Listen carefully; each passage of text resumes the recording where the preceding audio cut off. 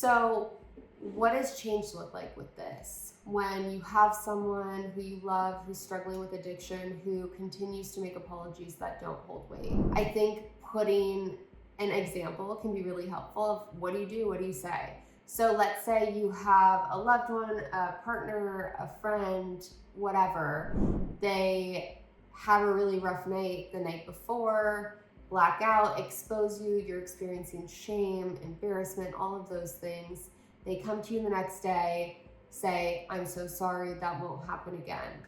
Instead of whatever you may have done in the past, for, I think, us, it could have been shaming, yelling, raging, exactly, just being so upset and blaming.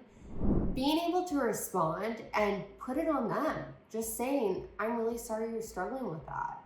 And I'm sorry that was, that you had that evening.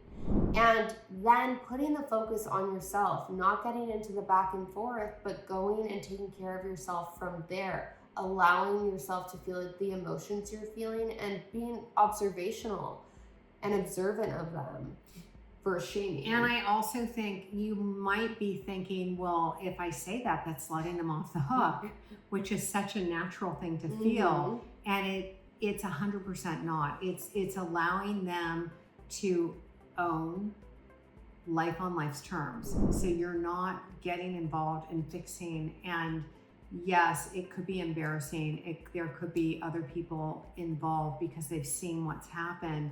And it's still like, I'm so sorry that you're struggling with this. And this is what I have to do for myself. And then whatever that version looks like for you in terms of getting support to set a boundary and to understand how to follow through with that boundary for yourself, that's what real change looks like. Real change looks like not nag, scold, complain, blame, but saying, I'm so sorry, this is hard for you. And then really putting the focus on, what do I need to do for myself? What do my boundaries look like? How do I follow through with them? What does the languaging on that look like? Because some spouses, friends, or partners might not be appropriate. They might not respect your boundary. They might not give you the space. They might follow you room to room.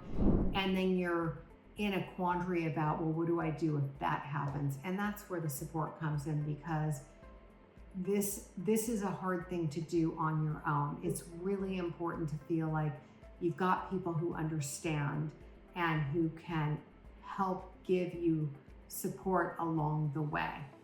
And through getting that support and not empowering this cycle and your shame, it's the freedom comes from not being hijacked by your emotions.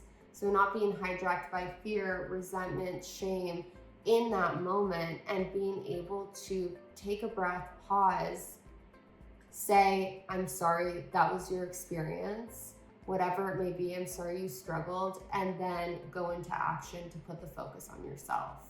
So the support, the connection, that is so key in gaining freedom from being in this cycle.